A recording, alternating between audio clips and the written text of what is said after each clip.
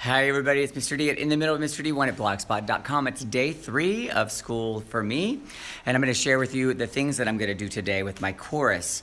So we have an odd schedule those first few days, as many people do, and some of my classes are short in the beginning of the day, the 7th graders, and then the 8th graders, they're having a normal class period time of 50 minutes, and the 6th graders are also. So the 7th graders are a little behind, so I'm trying to keep up with all that. So I made a little agenda for myself, which I'm going to print out, so you can read that. You can pause it, and I'm going to, at the beginning of class, have my helper collect the syllabi and record them. I assigned those helpers yesterday, and I'm going to print that out. I know it's terrible writing, and put that here on my little board so that when they walk in, they see, and they go to her instead of me.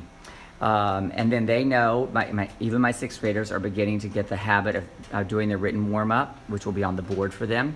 And then after the written warm-up, we'll play Forbidden Pattern, all the classes.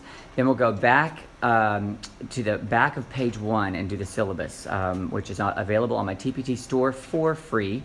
Please go and get it so you can see what I'm talking about.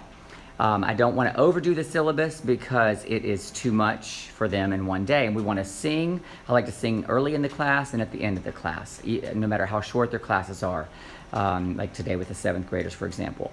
Yesterday, my 8th graders got to play the Cup Up game, and I made a recording of that.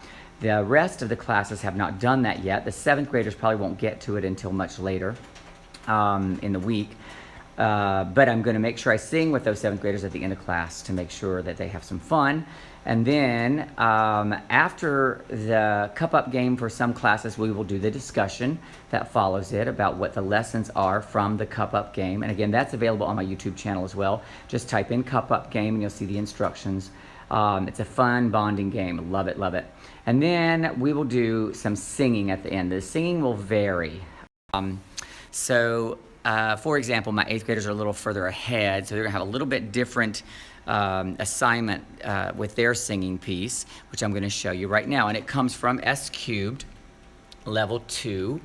I'm going to throw this up. It's not going to be another bell ringer because they've already written at the beginning of class. And my goal this week is to get procedures and policies and things in their head as well as have fun and sing.